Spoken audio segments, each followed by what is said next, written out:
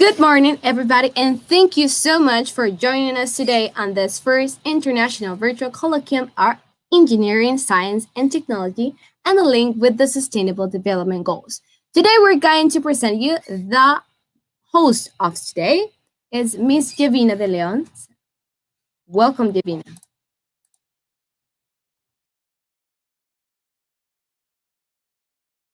Of Panama, special guests, exhibitors, teachers, researchers, students, and the general public. Thank you for joining us. We give you the most cordial welcome to this virtual event where it will take place the closing of the first International Virtual Colloquium on Engineering, Sciences, and Technology and the link with the Sustainable Development Goals. The objectives of this meeting is to have a space for analysis and reflection on the role of engineering, sciences, and technology in the framework of the Sustainable Development Goals of the 2030 Agenda, supporting innovation, internationalization, and holistic thinking through the circular economy, analyzing two of the 17 Sustainable Development Goals according to the subject areas of the experts. To explain the dynamics, we're going to have first the presentations, and this time around the topic is integrated management of water resources and its importance in the fulfillment of Sustainable Development Goal number 6, clean water and sanitation. Your questions or concerns can be sent through the YouTube chat, and at the end of the presentations, we will proceed to the questions and answers section. Okay, now we're going to start with the presentation scheduled for today. The first expert I will introduce is Dr. Jose Fabrega. Dr. Jose Fabrega has more than 20 years of experience as a researcher in various areas of environmental engineering. Recently, he has focused his efforts on issues related to the water cycle and carbon cycle, river basin management, and climate change. Dr. Fabrega obtained his civil engineering undergraduate degree from the Universidad Santa María la Antigua in Panama.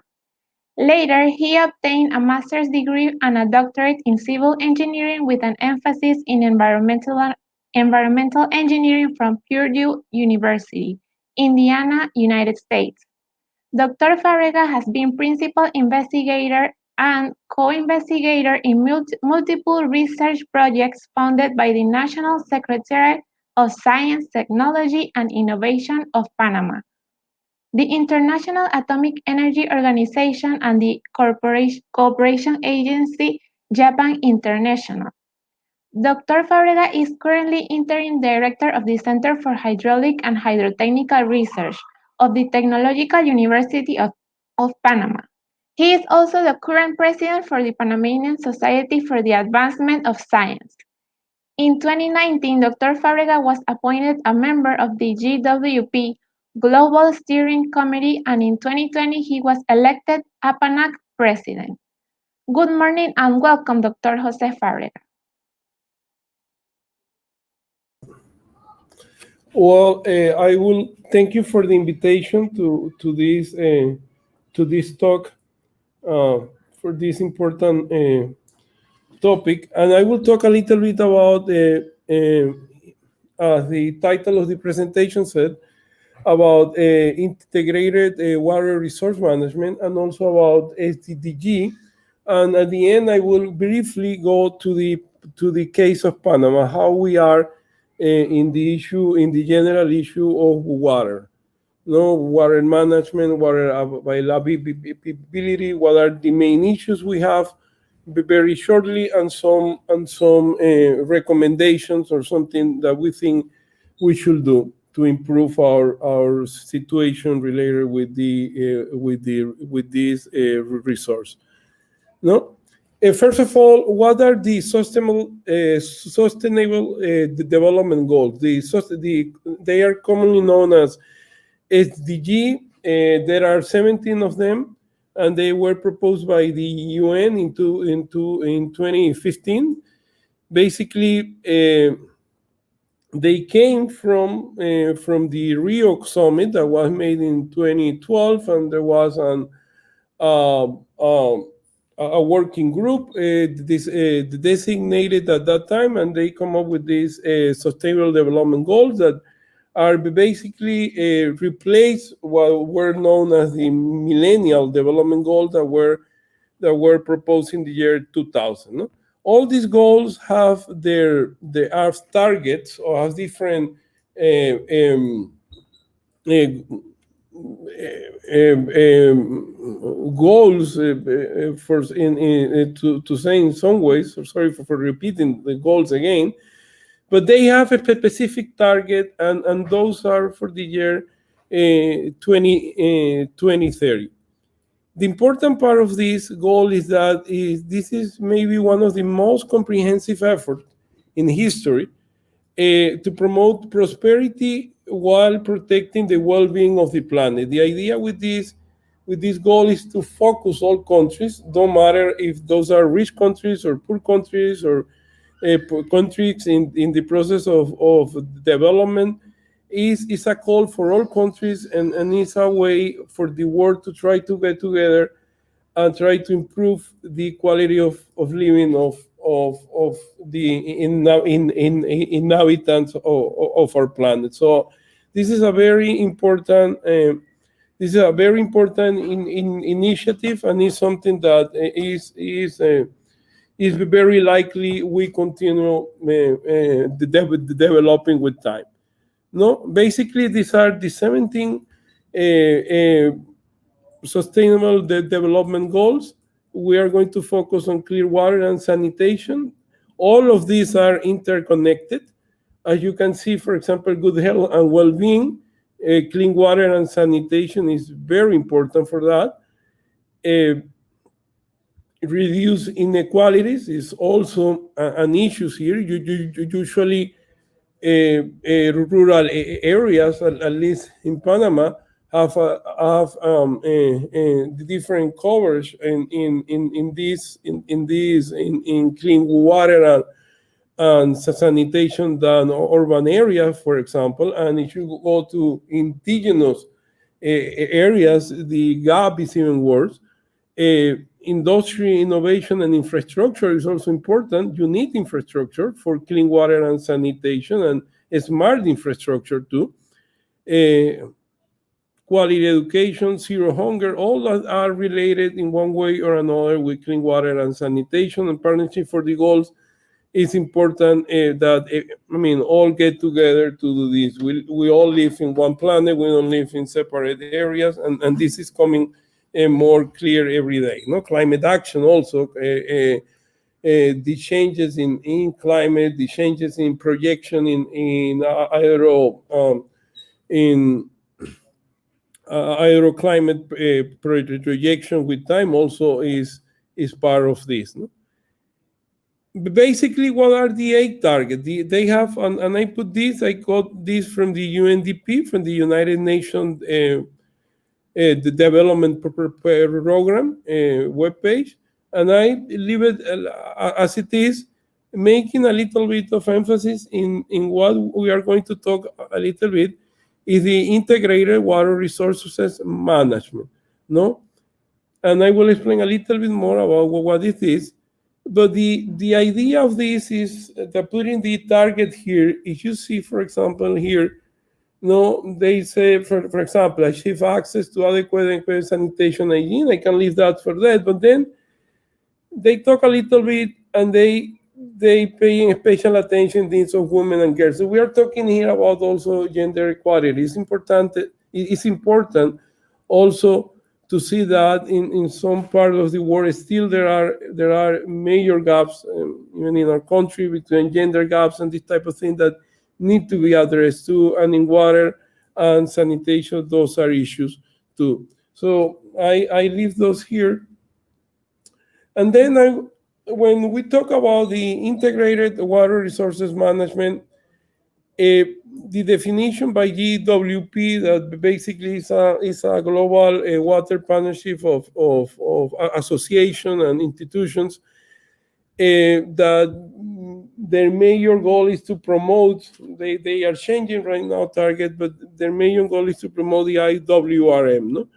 And it's a process which promotes coordinated development and management of water, land, and related resources in order to maximize economic and social welfare in an equitable manner without compromising the sustainability of our ecosystem and the environment. You can see they are very aligned, this process, the IWRM, with the Sustainable Development Goal. No? What is the basis of the IWRM? Basically, water is a finite resource. We don't have unlimited amount of water, or at least usable water. We can have a lot of water, but the water we can use is another thing.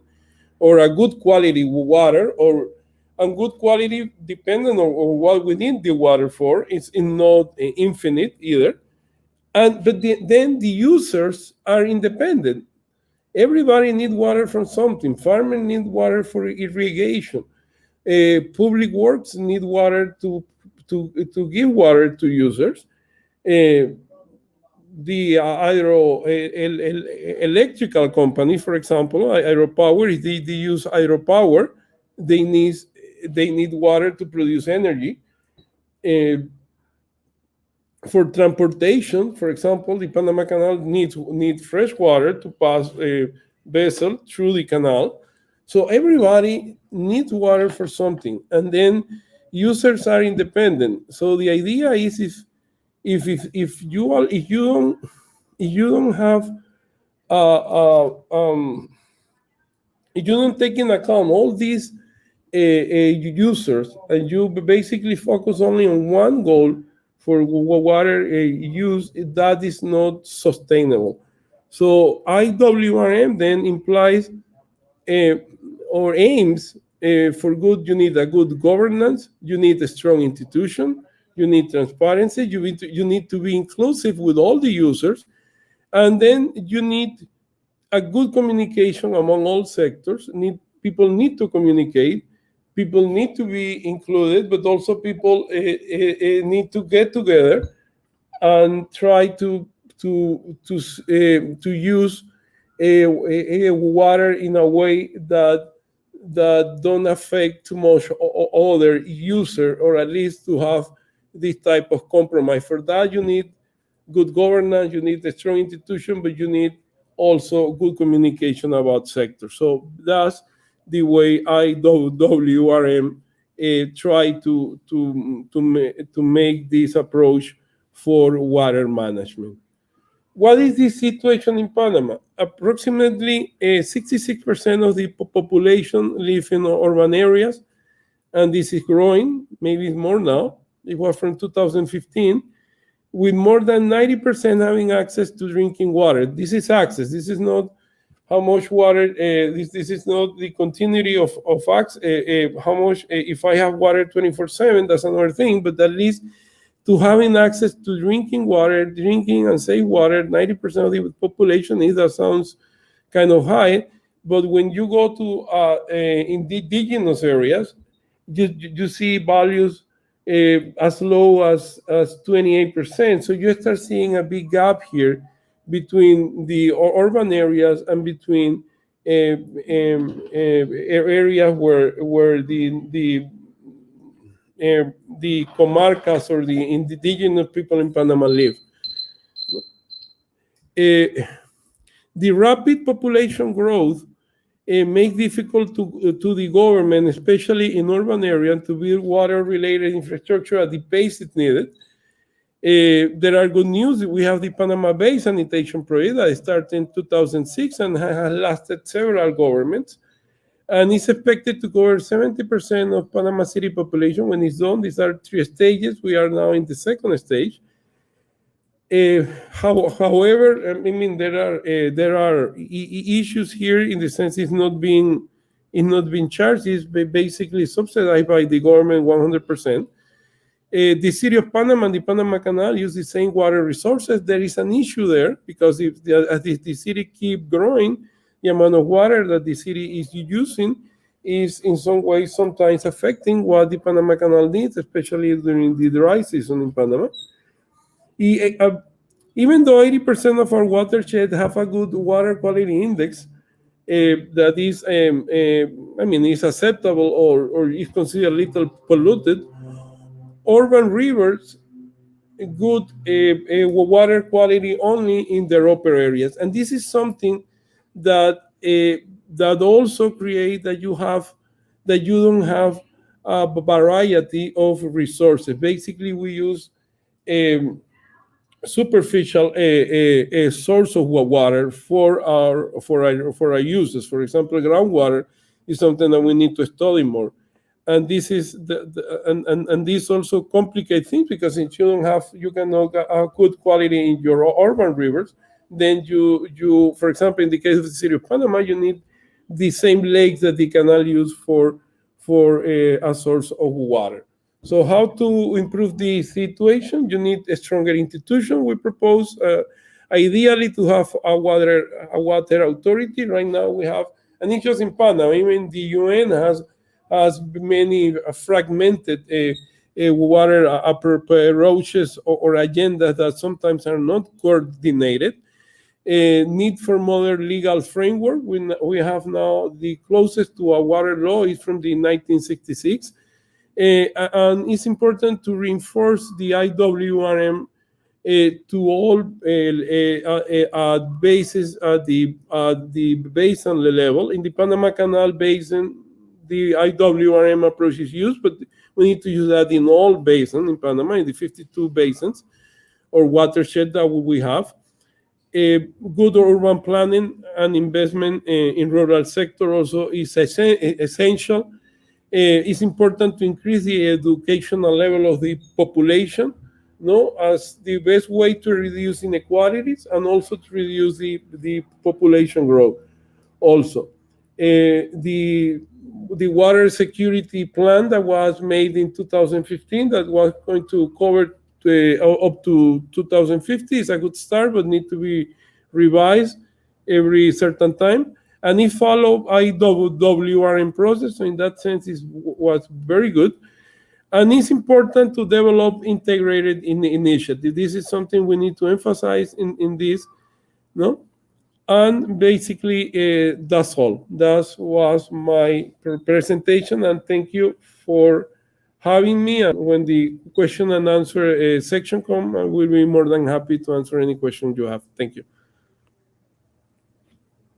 Thank you so much, Dr. Fábrega, for this opportunity and for such an interesting presentation.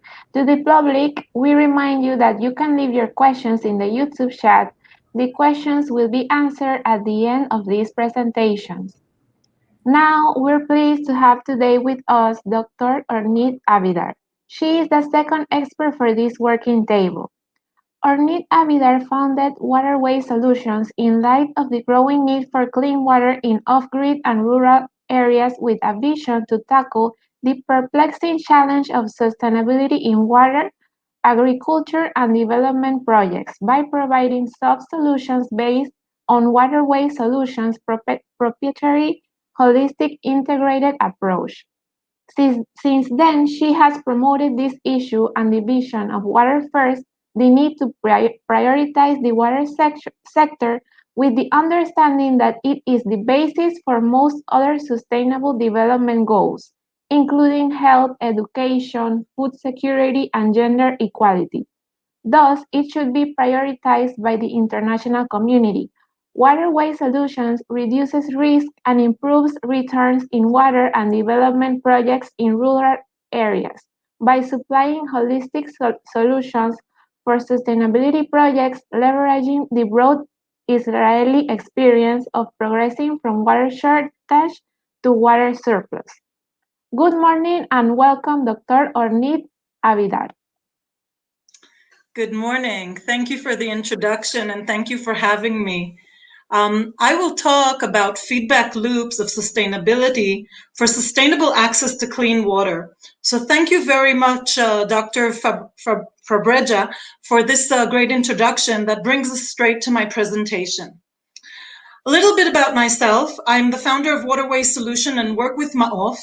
And just this month, I submitted my PhD dissertation, Research on Sustainable Access to Clean Water on a Regional Level.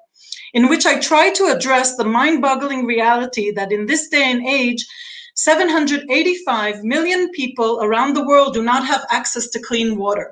That's around 77 million people in Latin America. And this is after decades of international water programs and billions of dollars of aid. So how can it be that 785 million people don't have access to clean water? Just imagine not having your kitchen tap from which you can drink, clean your hands and dishes whenever you want. It's mind-boggling, isn't it?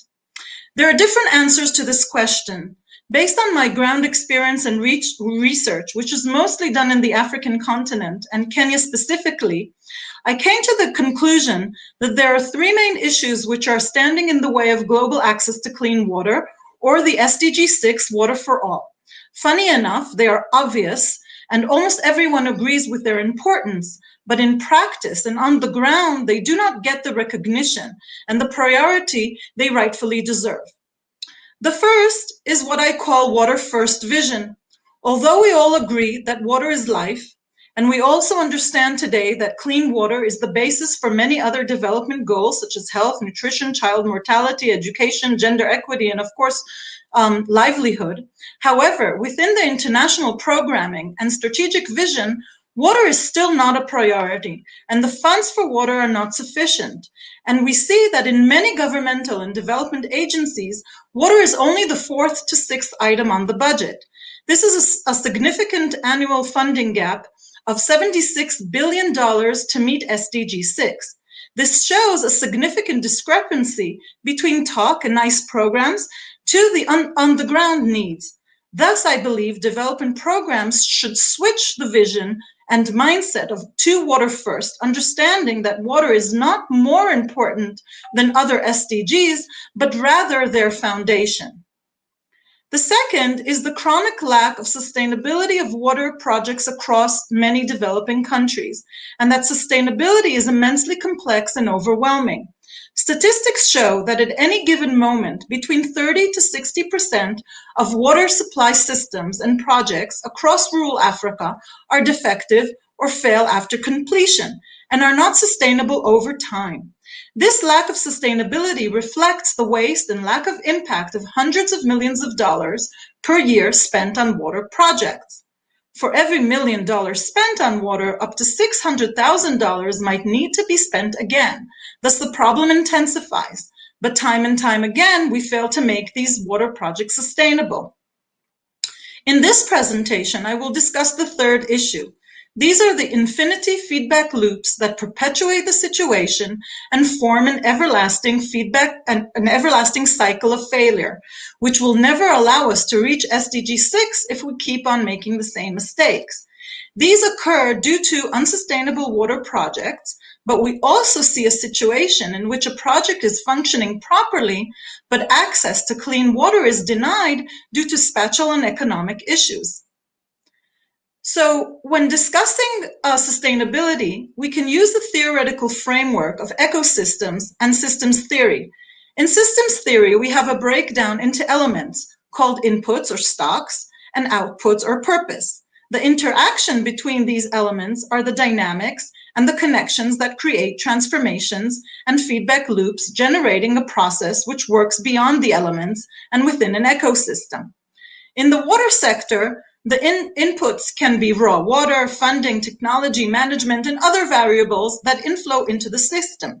And the outflow from the system are functioning clean water services, or as in this presentation, I have defined feedback loops as occurrences that promote clean water access or lack thereof. The basic feedback loop defined as a situation in which a project fails, thereby denying people water with the result that it cannot sustain itself, lacks the funds required for it to expand and to increase coverage, which means that its growth is obstructed again and again in a vicious cycle of infinity feedback loops, thereby impeding the attainment of the overall goal of water for all. There are system-based feedback loops and customer-based feedback loops, and I will describe some of the main ones here. Water first is the first system feedback-based loop. It was mentioned in the beginning, so I won't elaborate. This conundrum begins on the global level, as seen in the case studies of my research, such as the global vision of the MDGs, for example, which did not give a priority to water. But even in the SDGs, in which water is just another goal between 17 goals, it is not sufficiently prioritized. Thus, it is not properly dealt with. This attitude has trickled down until the micro level and has a major impact on the water situation. A cycle develops in which, due to the lack of realization of the priority of water, water is not prioritized in global planning, water is not appropriately funded, projects are not done or fail, they negatively impact other SDGs such as health and livelihood, and causes discouragement and disbelief, and it will never be solved, and the cycle continues.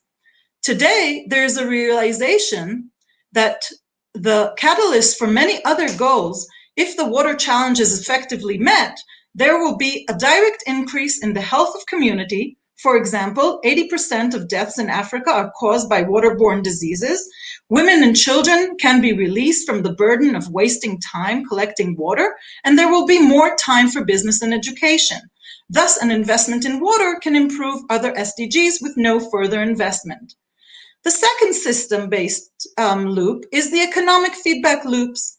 Each year, projects are supposed to reach a predefined milestone of increased water coverage to the population, which can then generate additional revenue for cost recovery and investment, and then more coverage. Projects are executed according to an annual plan and funding availability, which is scarce in the first place due to the water first loop. Lack of funds cause malfunctioning projects and incomplete projects. Both of these cost a waste of funds. This means that more investment needs to be made either on the same project or on a new one. For example, one of my case studies is the $20 million water facility project where coverage was only increased by a mere 4%, in contrast with the 15% planned due to malfunctioning. This means a consequential inability to collect more revenue, thereby preventing growth, causing a vicious cycle. Thus, we should prioritize sufficient funding and consolidate funding for water projects and produce sustainable projects. The third system loop, based loop is the regional projects versus ad hoc projects loop. People that don't have water cannot be asked to wait. It's a problem that needs to be addressed now and cannot wait for costly long-term projects. When there is no water, the pond conundrum, as I call it, settles in.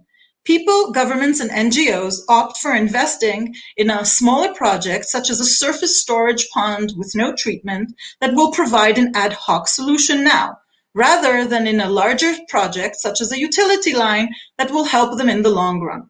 The pond conundrum and the multitude of players with different interests that work on much-needed ad hoc solutions are in fact preventing a cohesive regional long-term solution in the form of piped water. Thus, the area cannot enjoy the benefits of economies of scale and the cycle continues. Bearing in mind the existential need for ad hoc projects, in order for Water for All to succeed, a mix of both small and large-scale schemes have to be planned for, but with the mindset oriented toward their eventual consolidation. Even single village boreholes can gradually be consolidated under the management of one water service provider. These are more feedback loops, which I will not elaborate on, but they all form loops that continue to weaken the system and form unsustainable projects. The Distrust Loop is a specifically interesting customer-based loop which forms several coping methods that yet again prevent a cohesive regional solution. One example is the discouraged community forming a distrust loop where people have lost hope because they know in advance that projects will not succeed. Thus, they just give up on the system. And since they lack the means, they do not strive anymore to change their situation, going back to the pond conundrum, thereby preferring to allocate funds to maintain the so-called reliable pond rather than invest in a utility line which they deem unreliable, as shown in the last picture, and thereby continuing the cycle. What this presentation has shown us is how critical a proper functioning water system can be. And if it is not done properly, a whole vicious cycle of infinity feedback loops of failure occur. If lessons are not learned, there won't be any change, and water for all is not likely to happen by 2030. This is exactly what WaterWays and MAOF do. We look at the water challenges from all its viewpoints and then find solutions that will address the problem holistically. Like all ideals, 100% water for all is probably not attainable, but I'm convinced that 90% worldwide coverage, including the African continent, can be achieved. It is not enough to silently empathize with the distress. There must be a profound commitment to end it. But that will not happen on its own. The international community and local governments must change their mindset to a more positive one. First, they must understand that this goal is achievable, and then they must commit to achieving it. The first step leading to the commitment must be an acknowledgement of water's importance and to prioritize the water sector with funding and with the understanding that it is the basis for most other SDGs. The second step is the acknowledgement of the importance of sustainability and production of sustainable projects which need to be planned holistically in order to end the vicious cycle described. Thank you very much. Thank you, Dr. Oranit Avidar, for such an interesting and meticulous presentation. We express our gratitude to the exhibitors for sharing their knowledge. Now we can start with the questions and answer session.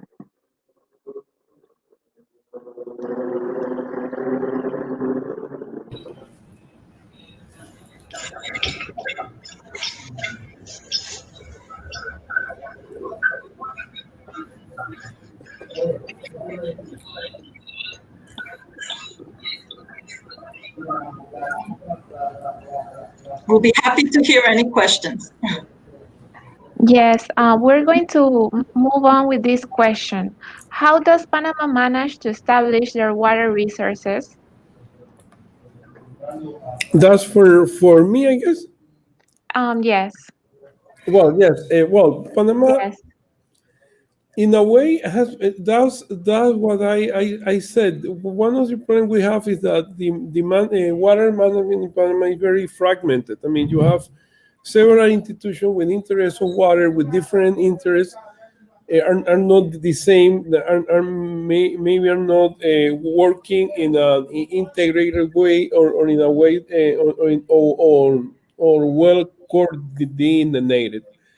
That is a big problem. It's a big issue we have, and we have the other problem we have is that we have been very reactive sometimes. We are not proactive but reactive. We have a very big drought in 2015, and then the government made a big effort, and that was very successful in a way to create an integrated plan. That was more a plan of investment in water resources, in water infrastructure, but it was good. I mean, there were consultations at all levels, but that was made like in about 6-8 months, and that was created a plan up to 2050. And it was created also an institution called CONAGUA that in theory, it has to follow this plan. And since in the plan you have different institutions, they have to follow that these institutions are doing what they were supposed to do. Now, that's the point that you need to have a stronger institution that basically coordinate all others to have a more efficient use of resources, and I think that's one of the issues here. No, the other is also what Omid was saying, is that sometimes you don't put water first. For example, any investment you do in the water system, in the drinking water system in the city of Panama, help the Panama Canal, because you are saving water that you are wasting. I mean, we have big losses in the system, in the distribution system in Panama. And of course, those losses, since the same source that the canal use is the same source we use for drinking in the city of Panama, you have a clear example of something that if you invest more in drinking water, no, and sometimes you don't prioritize that, you can save for have more resources for the canal too. No, and that is one of the examples for that too. No? Also, the lack of planning sometimes it has to be better. That's the reason the plan was good. It gives a certain sense of planning, but that's all planned. It need to be reviewed. You cannot plan for 35 years and things are not going to change. You know, because problems change too. The people sometimes think you have a problem, you have a static problem, and you come up with a solution. But the problem is that the problem changes itself, so the solution has to be changing with time. So that might be the way it goes. Okay, thank you. So the next question is for Doctora Oranit. How does Israel manage to establish their water resources? So Israel has different problems. Israel is a water scarce country, so we don't have many water resources. On the other hand, we were lucky enough that our founders of the country, even before Israel got its independence, understood the importance of water. So they made very good and lasting infrastructure on the one hand, and on the other hand, a very good and sustainable management, centralized management of the whole country with water. Today, on the local level, we've decentralized some of the management, and what we mostly use, almost 70% or more, or over 70% of our drinking water is actually desalinated from the sea, because our water sources are very scarce. And it's, like I said, managed nationally, but also decentralized locally. Interesting. Now the next question is for Dr. Fábrega. How can Panamanian students, both undergraduate and graduate, get involved with these research projects both at Israel and Panama? Oh, well, I think the first thing we need to do is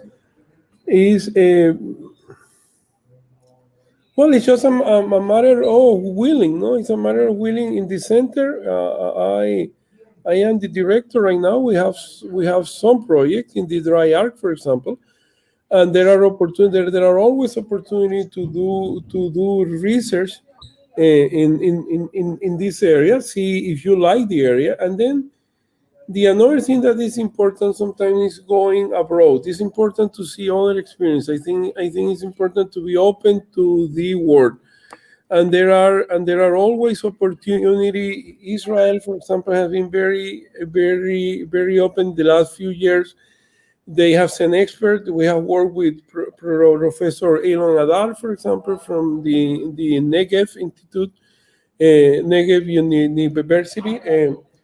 And there are opportunities for study at the Israel. Israel has an advantage that they offer that you can do your PhD and you can do a project in your country in Panama. That's sometimes not easy to see in other countries. In the US, for example, it's more difficult to have a project that you can do in your countries and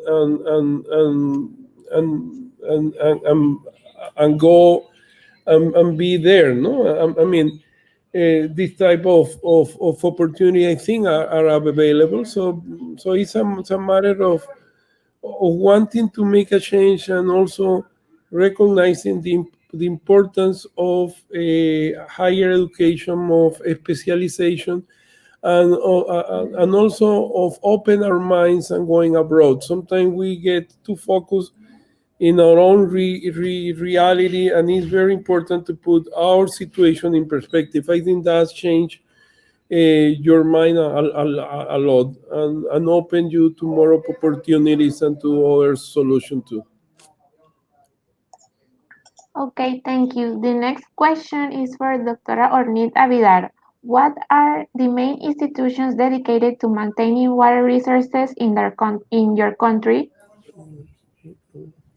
Well, like I said, our institutions, we have a water authority, we have a national water company, and we have the decentralized local companies. These are the authorities. They're very, it's a small amount of organizations which work very well together. And one of the issues that we understand from the beginning is that water should not be politicized. So it's a professional network of people that are working there, and they're doing a great job, I have to say. And so that's a very important part of why our management is doing well. Israel has met SDG 6 in terms of drinking water. We have 100%, never 100%, but it's considered that, and that is due to our good management. I'm lucky to say, but also the understanding well in advance that our water resources are not enough, and already many years ago we understood that desalination will be our solution, and already started that long time ago. We have I think 5 or 6 desalination plants, which, like I said, provide over 70% of our drinking water. Okay, thank you. Then the same question for Dr. Fábrega. What are the main institutions dedicated to maintaining water resources in Panama? Well, as I said, I mean, the main institution depends on what you are talking about. You have IDAN, for example, for drinking water, and you have that, but that for cities up to above 1,500 people. For communities of less than 1,500 people, you have the Ministry of Health that have to deal with that. That have to basically coordinate, because the community had to get together and create some and organize themselves to have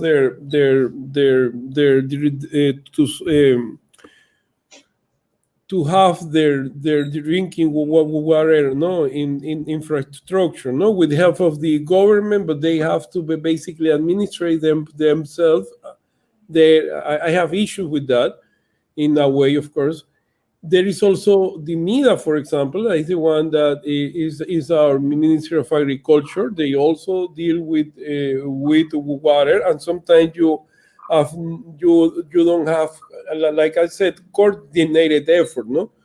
If you go to, for example, a basin in the countryside, you can see wells drilled by the Ministry of Health, and that they don't know that IDAN also drill a well close by. I mean, there is this type of there is the necessity. For that reason, I say we need, in a way, a water authority, as it is, for example, in Israel, that at least coordinate all the effort. That's the reason I also mentioned about CONAGUA in 2015. That was an effort to coordinate the different ministries that has to do with that, including the finance ministry, because you need funding for this, and you need to have all this. If you see the Panama Canal has the authority over the Panama Canal watershed, no? In that well, they have a lot of control over that. That is good, but then they also have a separate entity from this other. So what you need is more coordination with that. I think, in the sense of also the part of politics. Politics, I think, is getting away from the water issues every time more, but still we have politics there. that is not good. But I think every time we are realizing that this is more a technical issue that has to be dealt in that way. And I think also is the cultural thing, different from Israel, that I'm pretty sure when you have low precipitation, you know how important it is when you have water. In Panama, we have two extremes. In Panama, I mean, you have this rainstorm that you see a lot of water. So psychologically, I think you cannot imagine you might have a problem with the water in Panama. But when the dry season comes, then you realize that sometimes you don't have that amount of water you think you have. So it's also an issue there. I mean, when you see this big thunderstorm in Panama, and you see a lot of raining there, and you see water everywhere, and you see flow, and you say, "Wow, but we have enough water." And I think that is very hard to. No, it's not a matter of education; it's a matter also of what you feel. You feel you are in a country with a lot of water. You have a lot of green. You have a lot of vegetation. You have rainforest. You have everything. But then at the end, you realize that you need to improve your water management system too. And I think we are realizing that in the hard way every time we find a problem with that. Okay, to conclude this table, we ask you, Dr. Fábrega, to provide us with some final conclusions on the topic. Well, I think what I just said, I mean, we need to have more coordinated effort in the sense of water management. I think also we need to work harder in eliminate these big gaps we have between urban areas and rural areas in the sense of water access, no? And I think we need to basically, it's not just another issue we need to improve is that I didn't mention maybe enough is the fact that we might be building more infrastructure, but also the maintenance of that infrastructure has to be considered more. And that's, I think, is basically the main issues here. And also, of course, education. Education is very important always. You need to improve the level of education in this issue at the country level too. Thank you so much for your participation on this working table. To the participants, we remind you that this session will be recorded on the same site, and you will be able to share the information with your acquaintances.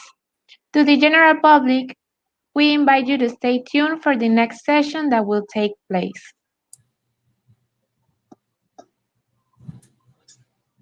David, we have one question. Yes. What? Maybe I'll say my concluding remarks. Of course, yes. Dr. Oranit, could you please just leave us with your conclusions? The final conclusions on the topic for Dr. Avidar. Sure. Thank you. I think that that the takeaway that I would like the viewers to take with them is that I can't stress enough the issue of water first. And the understanding of how water is critical and a catalyst to other SDG goals. Without proper water, we can't have proper nutrition. Definitely, we cannot have proper health. Water is an essential issue in gender equity. It's an essential issue in child mortality and so many other issues, not to mention livelihood and, of course, poverty reduction. So when the viewers think about doing projects, development projects, always look at how your water is taken care of. Because if you don't have enough water, your other projects most likely will not benefit you properly. And investing in water actually means increasing other SDGs to a great extent without further investment. So that's my main remark that I would really like people to take away. And I thank you once again for this opportunity. Have a great evening. Thank you so much, Dr. Avidar. So now we can finally conclude this moderating table. We remind the public to stay tuned. We're going to have a 5-minute break and we're going to have the next section. Just stay tuned to this site.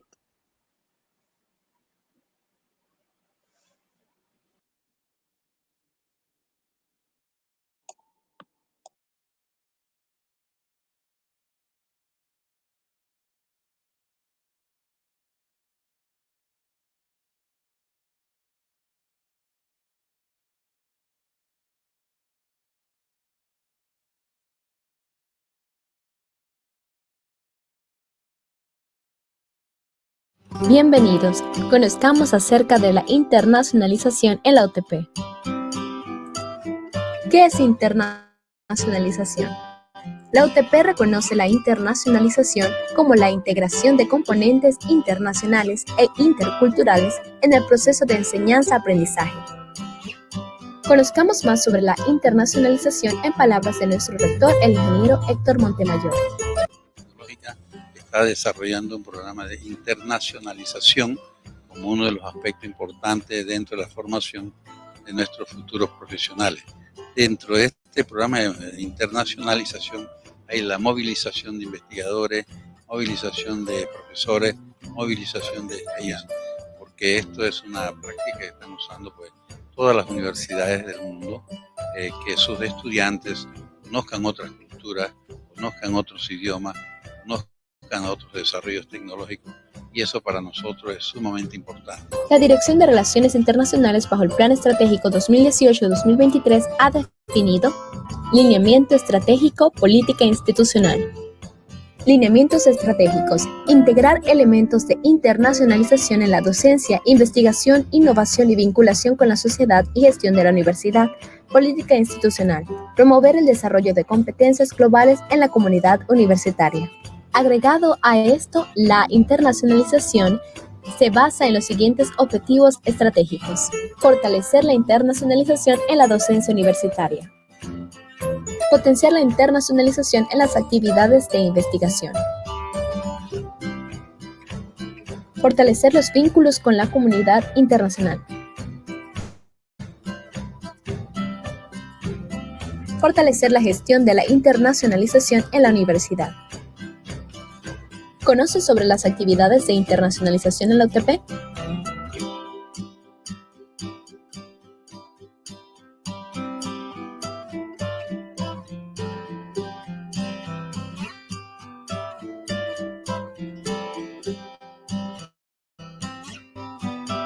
Ahora conozcamos la labor de DRI para alcanzar los objetivos estratégicos.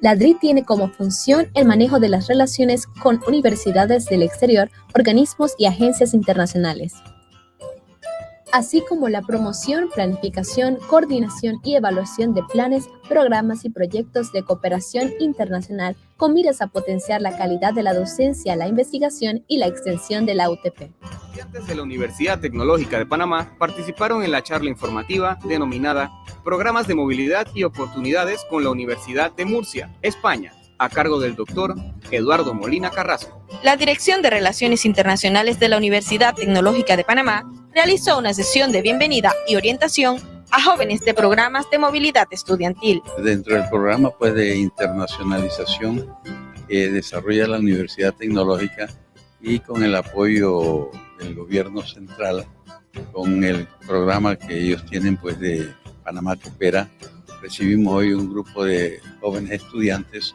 de diferentes carreras de ingeniería que vienen de América Latina y de Europa para pues hacer una pasantía de un semestre en nuestra universidad. La UTP, a través de la Dirección de Relaciones Internacionales, ha realizado convenios internacionales tales como IAESTE, CESUCA, OUI, OIE, UDUAL, PAME. Para lograr estos objetivos se han determinado indicadores PDI, los cuales involucran a toda la comunidad UTP. Indicadores del PDI en el área de internacionalización.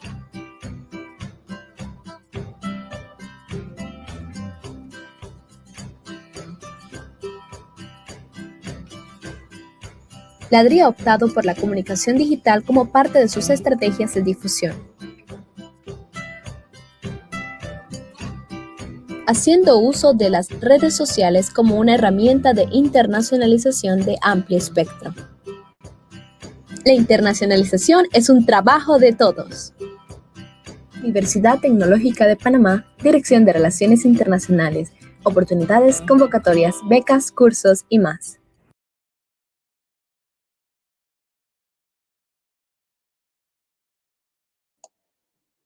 Hello, good morning to everyone, authorities of the Technological University of Panama, viewers, general public.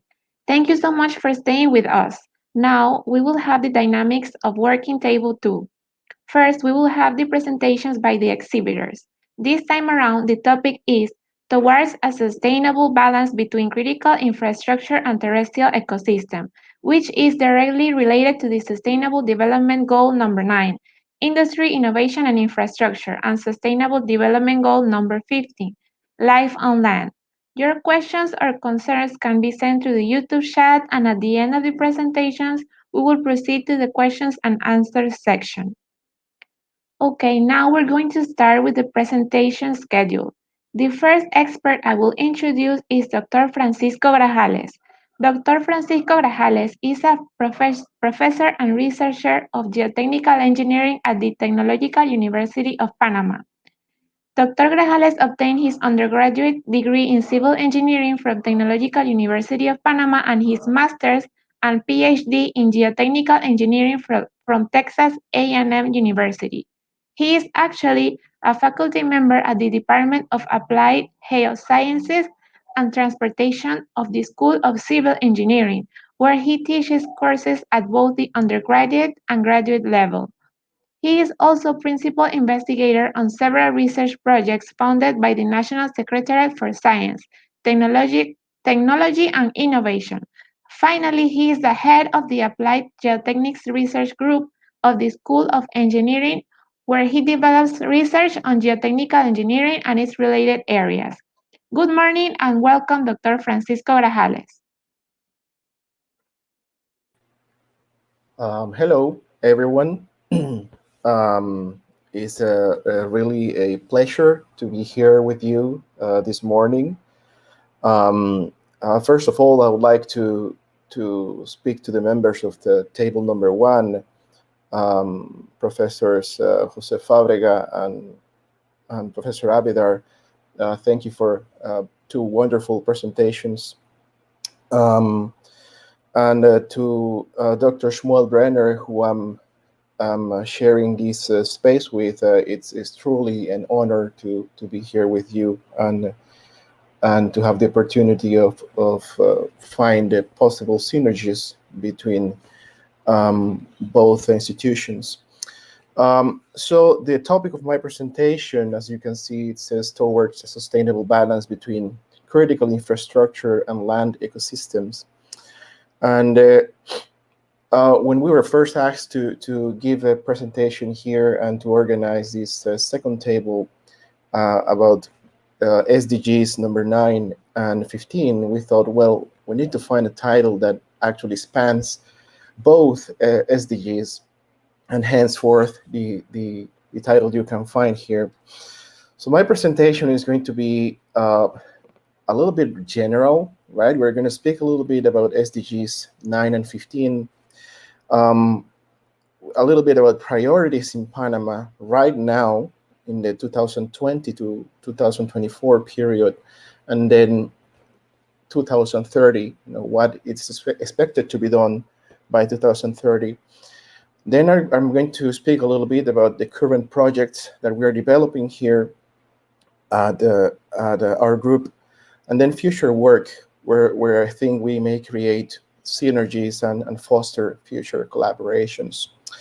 So as I mentioned at the beginning, my presentation is to be focused on these 2 SDGs, right? SDG number 9, which is related to industry, innovation, and infrastructure, and SDG number 15, which is related to life on land. And I have to be honest with you, as a geotechnical engineer, most of my research is or has been focused in the past on SDG number 9. So as a challenge for me after this presentation is, well, how can I span, my research? How can my research span from number 9 to number 15? And that's going to be my take after getting out of this symposium. So there's one thing that Professor Fábrega mentioned in the previous table, and is the fact that all of the 17 SDGs, which are represented in this picture by the colors here in the letter O, they are all interconnected in between, right? So to speak about industry, innovation, and infrastructure without speaking about water, it's something we cannot do anymore, right? Because we need water for living, and we need water for infrastructure. Think about concrete, for example. We need water for concrete, so we have to take care of water. And then SDG number 15, which is life on land, or as it is in Spanish, terrestrial ecosystems is the translation in Spanish.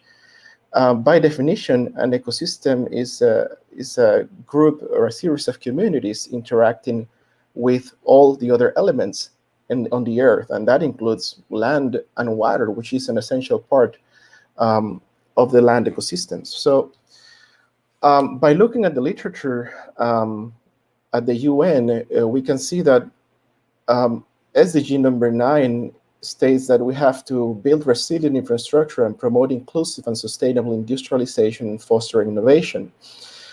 And I took this picture here because it says we have to build and fund projects that are related to roads, water, sanitation, and electricity, right?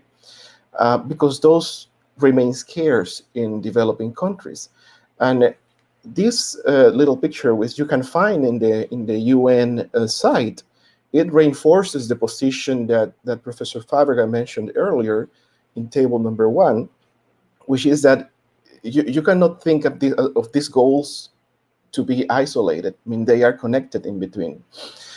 Then we have goal number 15, which is oriented towards protecting, restoring, and promoting sustainable use of terrestrial ecosystems, sustainably managing forest, combat desertification, and halt and reverse land degradation and biodiversity loss. And when we see that definition, we have realized that to be able to protect and restore sustainable use of a terrestrial ecosystem is not only a matter of reducing infrastructure, it's a matter of an integrated management of all the urban planning, right? And in general of our attitude and way to do things as humans, right? We as humans, we have overpowered by now nature, and we need to find a way to go back and do things right. So a little bit about the priorities in Panama. So in Panama, I'm presenting 2 of the plans, of the government plans that we have available. The first one is basically the goals from 2020 to 2024. And I have to emphasize that these are the goals that are more related to environment, right? Because then we have social, and they have other priorities on governance. So I wanted to focus on specifically environment. And they say, well, we have environmental deterioration in several regions of the country. Another problem is water, right? Climate change and competition for the natural resource. And then we have energy, right?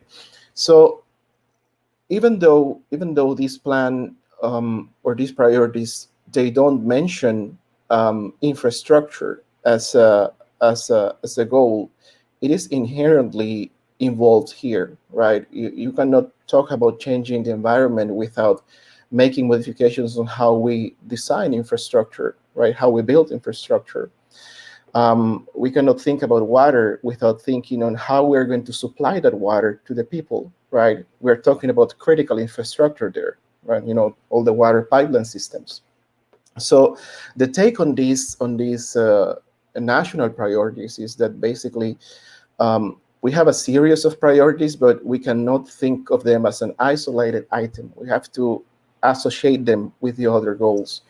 And evidence of that is the National Strategic Plan Panama 2030, which is well aligned with the Sustainable Development Goals, right? Which sees the development of the country as a whole thing, right? You have to think about several goals. And evidence of that is actually how we apply for funding, right? And that's where I want to speak a little bit about our current projects here in Panama, at least at my group, at the Applied Geotechnics Research Group. We have a couple of projects that, as you're going to be able to see, and I put this at the beginning of each project, we have several SDG goals that have to be met, right? And this is one of the keys in to be able to get funding for projects. You cannot think of a research project, right, or a research grant, focused on only one SDG, right? For example, our signature project on my group is entitled Seismic Vulnerability of Drinking Water Supply Networks in Panama, right? It's actually, as you can see the title, it is a multidisciplinary project, and here I'm working with a team of great people. I'm the principal investigator, but we have Dr. Pinto Mojica, Melissa Del Muñoz, Ramiro Vargas, Dr. Jose Fabrega, Professor Luis Muñoz, and Professor Manuel Castillero, who all of them, they are experts on these different disciplines, right, which are needed to tackle a project of this type. So as you can see, let's say the call for funding that this project was awarded was intended to be mission water, so SDG number 6, right? But then the key to be able to get the funding is to be able to show in your proposal that SDG number 6 is the primary one here in this project, but at the same time, you are looking into innovation and resilient infrastructure, and at the same time, you're looking to be able to provide water to people who don't have it, or to avoid people to run out of water in case of a seismic event, which is the case of this project. So here, as I was saying, it's a multidisciplinary project. We have several components. I'm showing just some of them. We have hydraulic engineering, which entails basically getting the water supply network. As we find the water supply network, we're able to see that the data is not updated. We see that there are regions with population where in the authority who gives us the data says that there's no water network. I mean, it has to be. We have to characterize the material of the pipeline in order to be able to assess what would the structural response of the pipeline be in case of a seismic event. So basically, this is what we're looking at when we talk about a structural response, right? Whether we have or not seismic events, pipelines are materials, right? And they are made of steel, they are made out of PVC. So as such, they are prone to stress concentrations which they are not designed for. And in the case of a seismic event, for example, is one of those natural events that could happen that could induce those type of stresses. Now, the question we're trying to answer in this project is not whether we can build a seismic-proof system, right? In this case, the water supply system is a part of the critical infrastructure. It is a lifeline, right? And thus, our aim is to, first of all, think about how we can make it more resilient in case of a seismic event, right? In such a way that we may have damage, right? Given an earthquake, we may have damage, but the system has to be able to function to some degree to avoid, people running out of water for 2-3 months, right?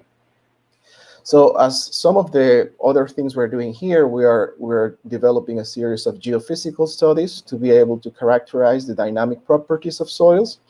We're also doing geotechnical modeling and structural modeling.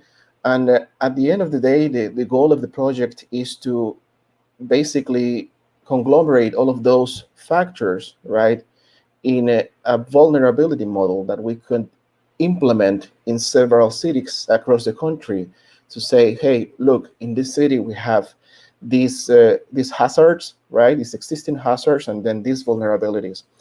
And this is just a first step in this direction, and we have already met with the authorities and all of that. The project is funded by Senacid and by the Inter-American Development Bank.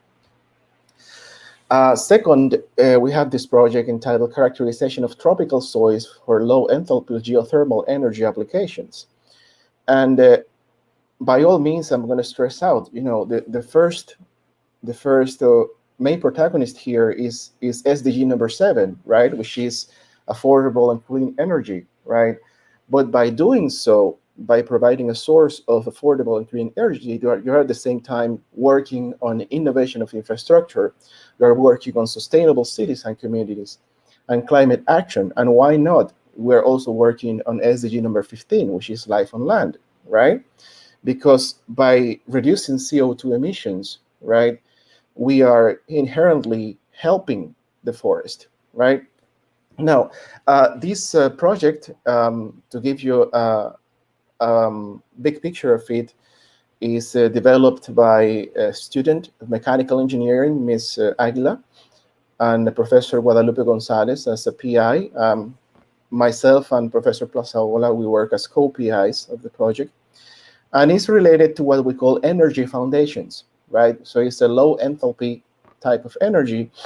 And the whole idea that has been already implemented in developed countries, such as Germany, for example, and the UK, is that for a house or a building, the foundation is something that you need, right? You need it to be able to support the structure. So why not use the foundation as a heat exchanger, right? In cold countries, this works out pretty well. During the winter or the cold season, you basically take heat from the soil and warm up the house. And then during the hot season, you inject heat. So you take heat from the house and you inject it to the soil. And in that way, you're able to use or to minimize the use of other types of energy. An example of this is the terminal Dock Midfield at Zurich Airport. It is constructed as foundation on foundation piles that serve as heat exchangers. So I understand there are 400 foundations, and at least 300 of them work as energy piles, and they supply a significant percentage of the energy for the building itself. And finally, this other project, which again is developed by students and funded by Senacid here in Panama, it says reuse of plastic waste from paved rural roads, right? And to the credit of the kids, this was an idea of them, right? They developed this idea. They participated in several events. The GIC is an event that we hold here in Panama, where students expose and present their ideas. And to the credit of these kids, they generated the idea, they participated in all of these events, and then they decided to apply for funding as undergraduates to develop this project. And one of the interesting things about this project is as they wrote the proposal, they realized the huge impact that it could have if they prove that this can work, right? Initially, as geotechnicals, we think about infrastructure immediately, right? And then they said, well, we are trying to reuse plastic as geogrid, as you can see here in the picture, as a geosynthetic. And then they say, well, we are solving SDG number 12, which is responsible consumption and production. But then as they wrote their proposal, they said, well, look, we're also touching number 11, number 13, and number 15, right? because by reusing material, at least here in Panama, material disposal is an issue. Many people throw garbage and trash in places where they shouldn't, and it affects the land ecosystem, right? And by reusing that material, we're inherently helping the land ecosystem. So this project is currently under development. It's actually just it just got the go from Senacid to start. So we still have to hold our first meetings, but it has already been accepted internationally as an interesting idea. They applied for the U.S. National Conference on Undergraduate Research, and they were accepted for publication. So we have high hopes for this project. Now, what's next, right? We have some other ideas that we want to develop. One of them, which was specifically my dissertation topic during my PhD, is the topic of laterally loaded piles, right? And as you can see, it's difficult to find a link between this and SDG 15. It definitely touches SDG number 9, which is infrastructure. And the problem with pile foundations and foundation in general is that everyone sees the building with, building itself appeals to the aesthetic sense, and then little care is paid to the foundation. And the topic of laterally loaded piles is worldwide a very active research topic. Many people are doing research on this, and as it happens here in Panama, as part of the structural design code, we still don't have a very well-defined procedure or guideline for design of an analysis of lateral loads on pile, you name it, due to seismic action, due to the wind, due to tsunamis. And the other topic that I find interesting to delve into is related to soil bioengineering and biotechnical self-stabilization, which I really think it's the future of soil engineering. Here in Panama, we still have not entered completely. There's people using, for example, types of grass, vetiver grass, as an agent for stabilization of soil. Now, the problem with using a single type of or single species of plant for soil stabilization is that it is not, strictly speaking, an ecosystem. So the idea here is to, yes, use bioengineering, right, to create micro ecosystems in places where we need to stabilize the soil. But this is just an idea that we still have not delved into. It's something that is definitely very interesting, and I'm sure very soon we will find people, students interested in starting researching here. So that concludes my participation. Thank you again for the opportunity, and I look forward for Dr. Brenner's presentation. Thank you, Dr. Grajales, for this opportunity and for such an informative presentation.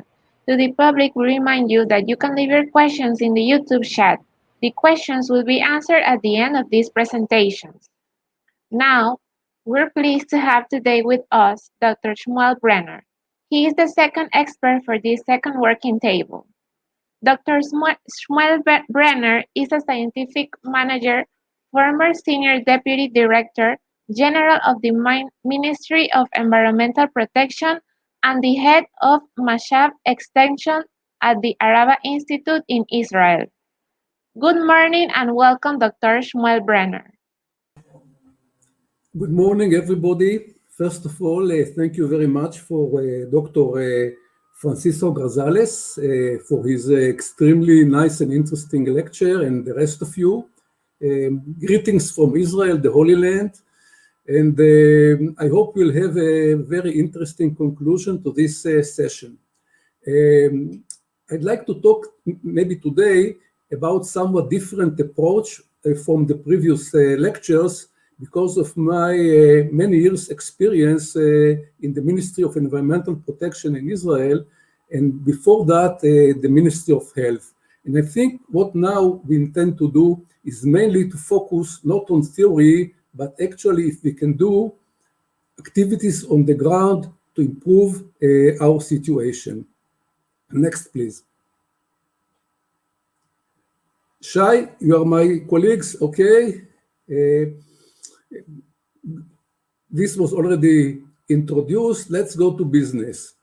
When we got the invitation, we didn't know exactly on what goals you would like us to speak. And because of that, we had the decision to look at something which is probably common to all the goals, and this is the waste issue. So what I'll do today, I'll speak about the waste issue, I'll speak about my experience in this field, and I'll speak about our general approach and our activities in the Latin American countries. When we look at these goals, we can see that many things here are very, very common. You have always to look at the integrated situation. And I remember when I was at the Ministry of Health, that was before 2000, the WHO had the slogan, health to all in the year 2000. And if now at 2020, in the time of COVID-19, you can see that health to all in 2000 was not possible to achieve. And it also goes to the other goals that we see here presented as sustainable development goals. But it's good to have goals. It's good to have objectives. But the main thing is to get results. And therefore, let's see what we can talk about and see how this waste issue was treated in Israel. But first, I'd like to say a few words about my recent activities and how this is linked also with the operation of our company MAOF and the nature of we are going to do in the future operations in the Caribbean and the rest of South America, Central America. Next, please. You can see here the map of Israel. In the map of Israel, you see Israel is a small country, and it's you see the borders, Jordan from the east, Egypt from the west and south, Lebanon in the north, Syria from the northeast, and basically a great part of Israel is a desert. And where I am located, the Arava Institute, you see the black dot there, the Arava Institute is actually in the deep southern side of Israel, very near to the Red Sea. The situation, the conditions in that area are very, very extreme. We can see that the conditions there, summer temperatures usually above 40 degrees almost every day. The precipitation is between 30 and 50 millimeters annually. The water, high salinity levels in groundwater and soil. This is very, very difficult in extreme conditions. But despite that, we can see in the next slide, we can see what can be achieved in that area. And that means that with the ability and the know-how in waste treatment, energy, sustainable agriculture, water management, people there can achieve good life and good living.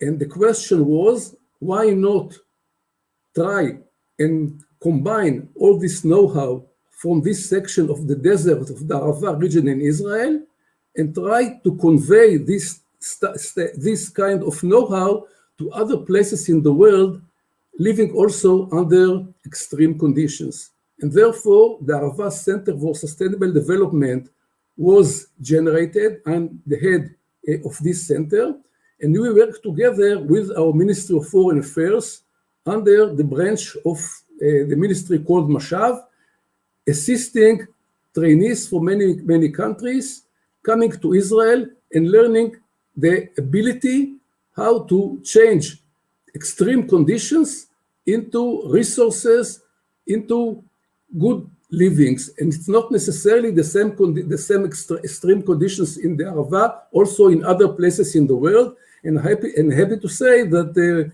we got many trainees, many of them also from Panama.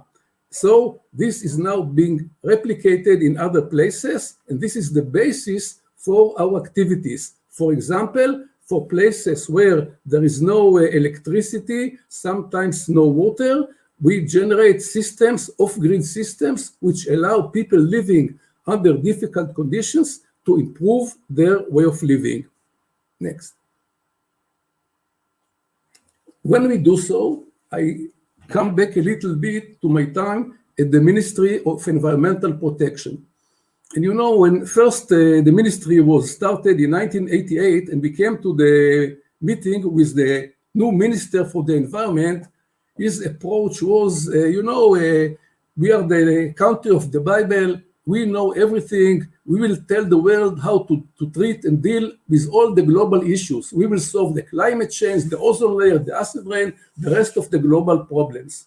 And we very humbly, you come to speak with a new minister, it's not very easy, but very humbly we told him, look, we are a small country. Regarding the global issues, what will happen in India, in Indonesia, in China is more and more important. So we have to find the right balance between the global issues and the local issues. Because if you go out from your house and you see that the area is not clean, the waste is dispersed, you don't think all the time about the climate change and the global issues. And you have very, very limited resources. So what do? So you have to find and generate a policy dividing the priorities according to your resources. And this is what we try to do in Israel after very, very difficult process, convincing the government to adopt this kind of approach. Next, please.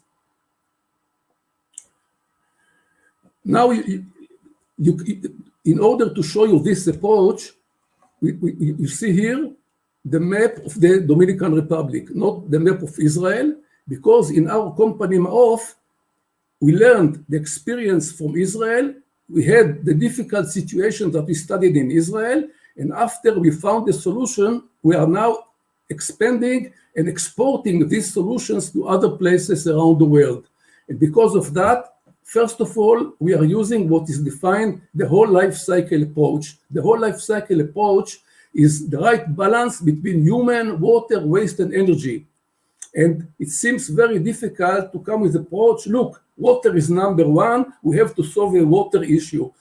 This is not the situation the way we see it. We have to study the whole picture. We have to study all the components related to the well-being of the society. Later on, we can, based on that, develop the different activities related to each subject. It can be agriculture, energy, waste, water, economy, but the people on the ground, they can see the progress if the whole picture is taken into consideration. And the first place where we in MAOF decided to apply this approach is the Dominican Republic, and I'll explain about it later on. Please, next. Now I want to speak a little bit about the waste issue. And it's very nice today when people talk about promotion and changing the way we treat the waste and use it as a resource. It's very, very popular to talk about going into promoting circular economy project, the circular approach, replacing the linear approach. When you look at the whole cycle of the waste, starting from consumption, gathering, recycling, energy, and manufacture, then at the end of the day, we see we want to get zero waste. Is it really possible to do it right away? Is it really possible to come to a place where the waste is discarded with no treatment and right away start with circular economy and zero waste? Next, please. So when we started to look into that issue in Israel, and you see this is the known pyramid of different approaches, different solutions to the waste issue, you can see the inverted pyramid. At the top, you can see the open dump when you don't have to pay anything. You just discard the waste next to your house, you burn it, you don't treat it, and you go gradually to the bottom. Of course, to reduce the waste, no problems at all. This is the best solution. But is it really possible to right away go to the bottom without treatment the top. Next, please.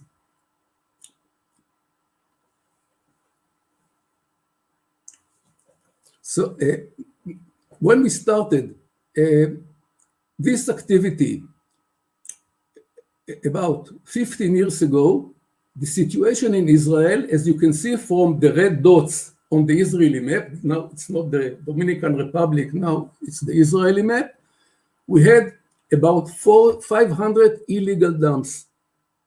The responsibility for waste treatment is within the power of the municipalities, and each municipality was just dumping the waste, discarding it with no treatment at all.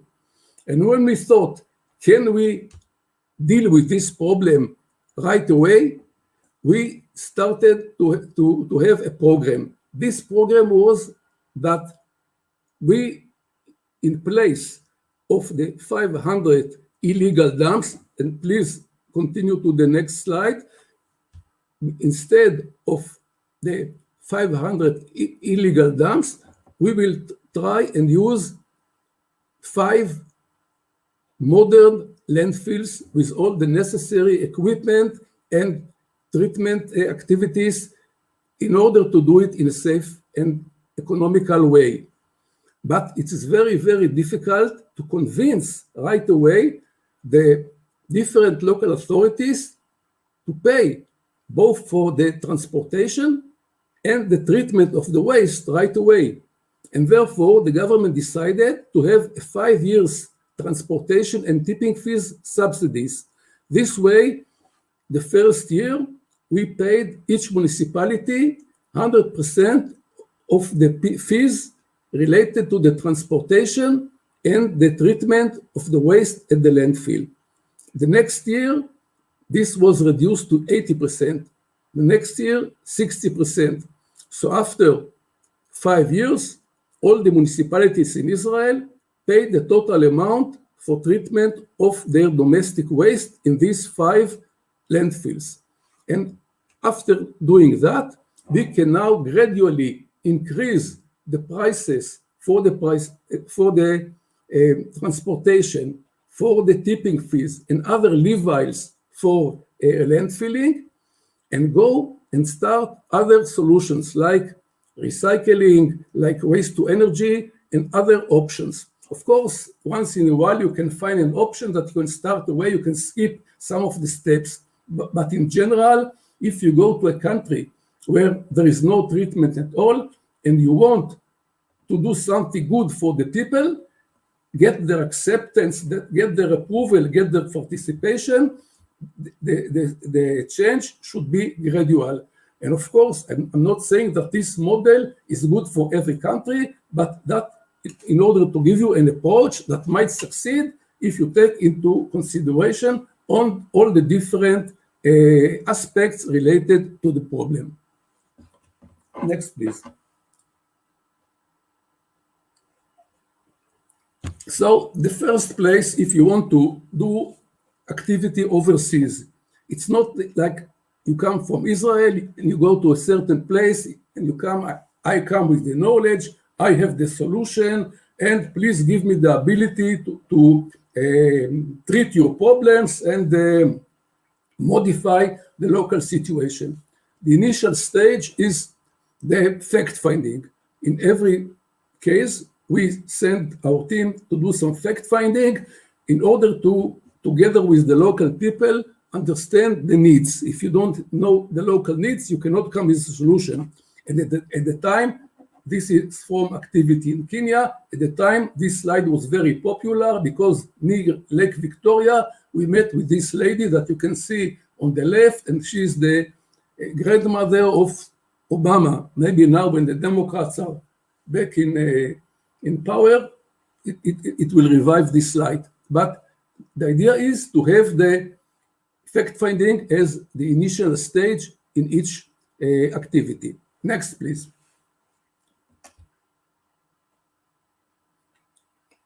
Go on. Continue, okay. You can see that it's not very simple just to address a certain activity. We have to come many barriers.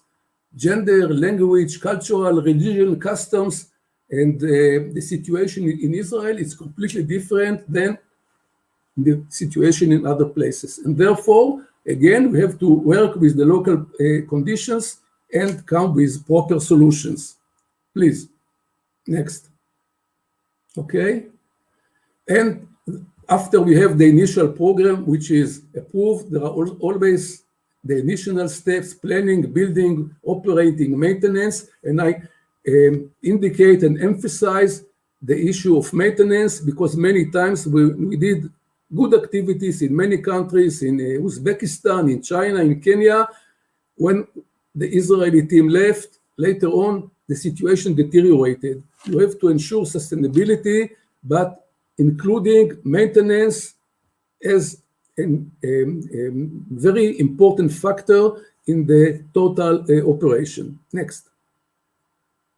So now I come to the example of the Dominican Republic, and I think this is a very important slide.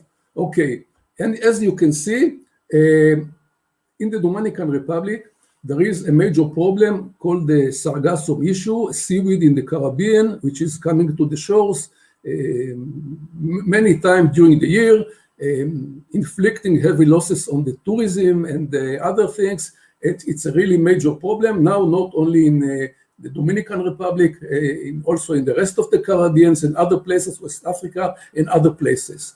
And when we came to Dominican Republic to investigate the ability of our company to solve this problem and analyzed the sargassum as a potential material for generating energy, we saw that by the calorific value of the product, it's very difficult to gain energy from it and do it in an economical way. And my idea was to make a combination of the seaweed together with the organic waste from the hotels. And this kind of mixture will generate enough energy in order to undergo an aerobic process, producing biogas, producing electricity, and other useful products. And we bring from Israel, we bring to this kind of problem, we can the technology transfer, we bring our expertise, and we bring our experience. And now, as you can see here, our approach is to do it in two circles. The first circle is the core business with the hotels, with the interested parties in order to solve the problem and also gain money. Because if you do it only on donations, it will never succeed, it will never be sustainable. But at the same time, when we treat the inner circle of the business, we also include the outer circle of the social impact. And that includes what I spoke about before, like the off-grid system, the convincing of the population, the education, that this solution is needed. And once they are convinced that this is needed, and we look at the whole picture, then we get the consent of the people and of the government. And another thing which is very, very important to understand, that it is not possible in one day or in 1 week or even 1 year, change the regulations, change the legal system. So we had the idea to build here what we call a Dominican Israel zone of cooperation. And in that area, we can start what we call new regulations, new systems.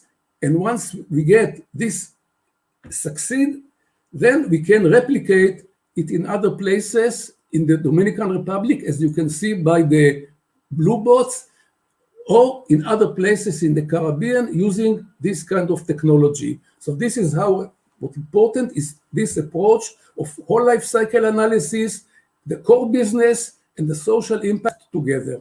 Next, please. So basically, you can see a holistic plan which have 3 pillars.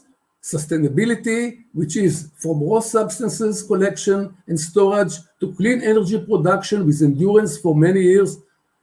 The second is the finance and economy, from regulation infrastructure through smart business model into environmental rehabilitation and job security. This is very important, especially in the COVID-19 situation, and also the aspect of the community, investment in research and educational program together with scholars. We have the connection with the Vatican, the scholars, the organization of the Vatican. We are working together on these issues. That one aims to develop and use new technologies to create new jobs for communications in need. So when those three pillars are considered together, this is the key to success. Next, please. And finally, I want to show you the case of Panama. Here you can be the teachers and I can be the student, but our basic model is that we make a MOU with different universities in every countries in the Caribbean and Central America. And the core issue is that when we make this kind of agreement, the university is at one hand our delegate. They bring us the interest, they bring us the ideas, what is needed, what can be done, and together with them we bring the know-how and different abilities that we have from Israel.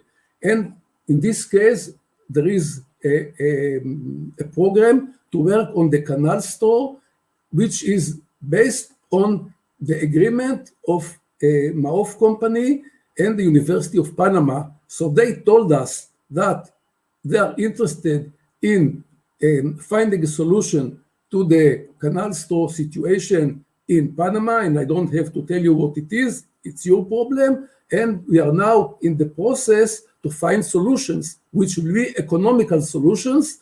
One is to try to work as the same as we did with the seaweed in the Caribbean, but also to find a solution generating biomass through gasification and later on produce energy. The other one is effectively capturing the carbon in different economic activities, and the result of biomass can be converted to other materials like charcoal and biochar. And on top of that, there is also another solution, feed for animals.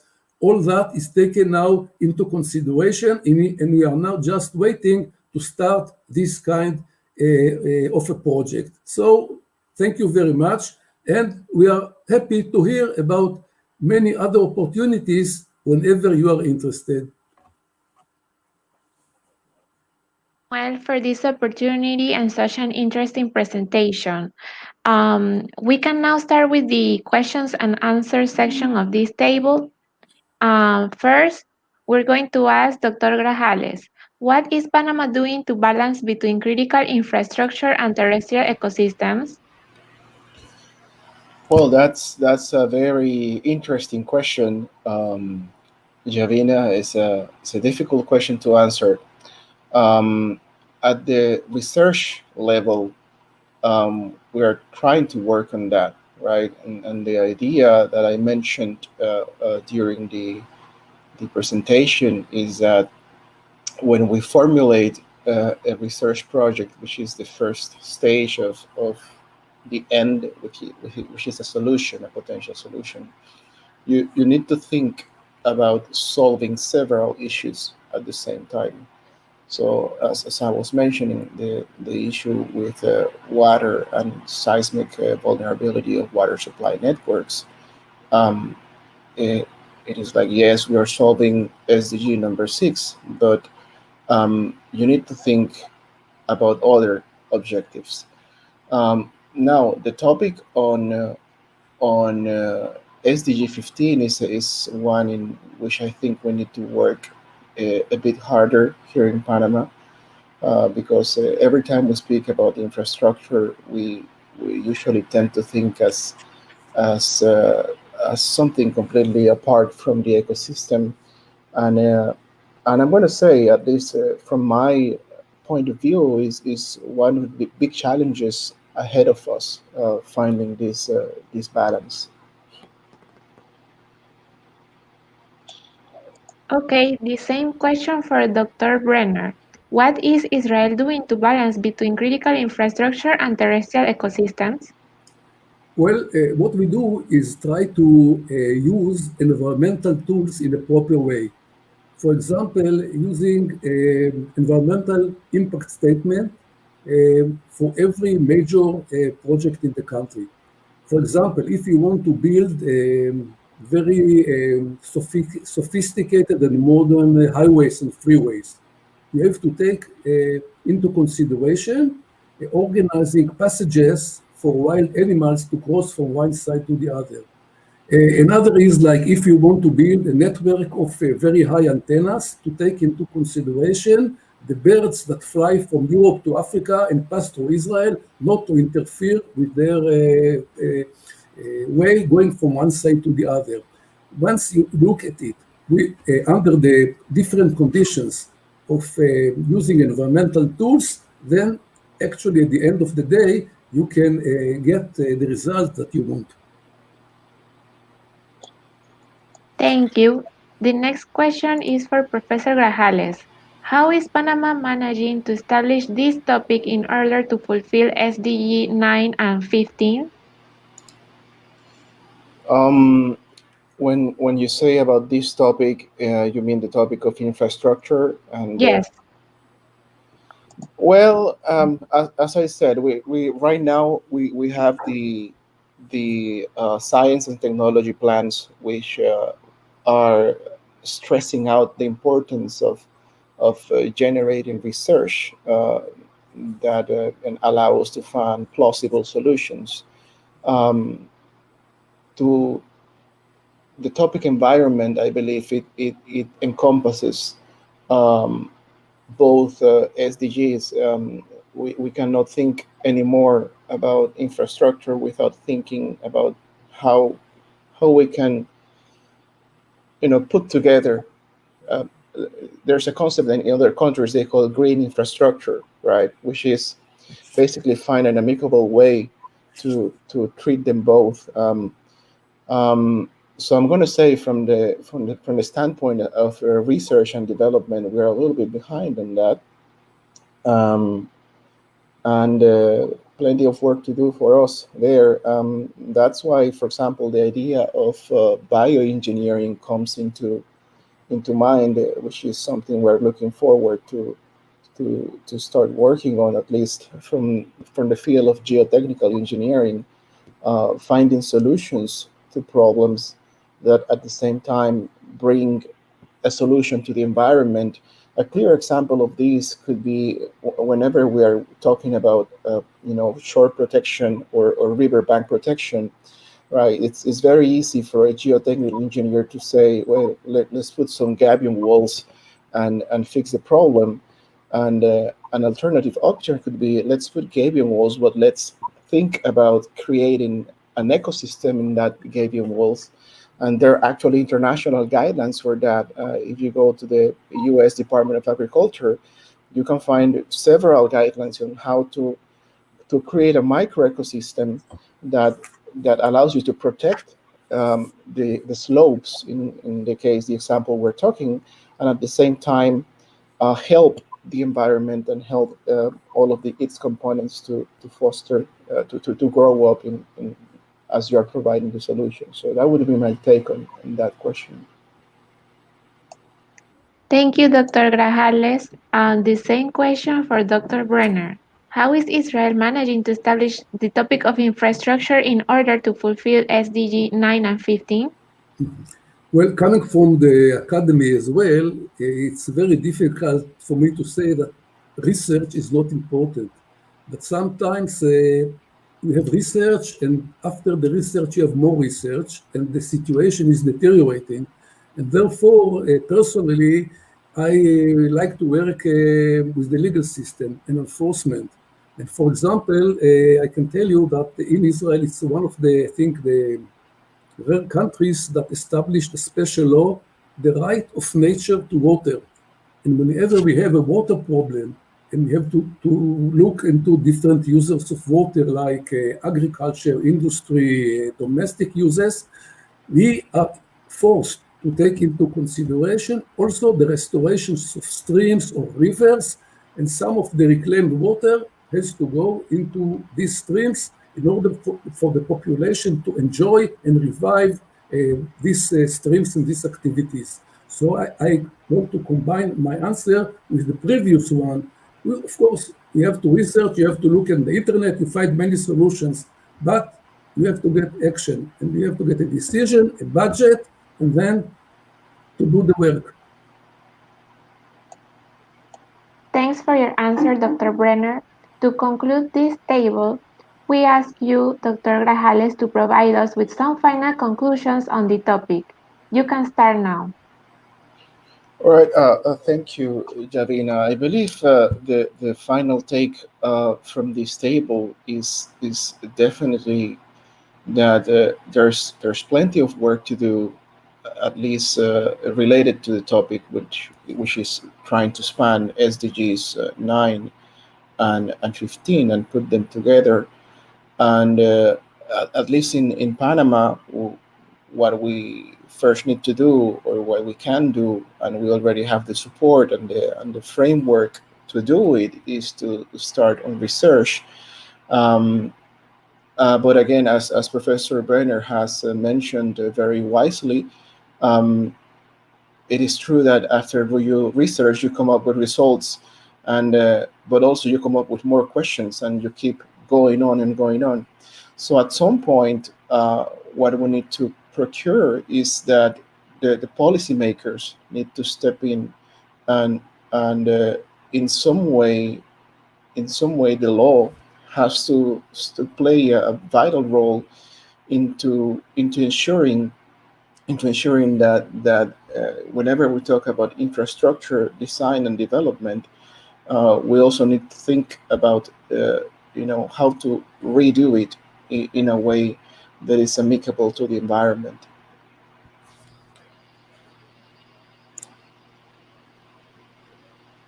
Now we ask Dr. Brenner to provide us with some final conclusions on the same topic. You can start now. Well, everything was very, very interesting. And I can say that I really learned a lot from all of you. And my conclusion is that we should continue this dialogue. We are open to hear from you.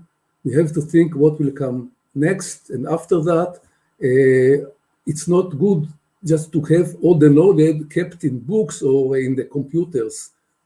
When we speak together, we can generate more and more pressure on the policymakers that finally will find the right budget, the right resources, that the good things that we talk about can be implemented. So I'm looking forward to continuation after this very important meeting.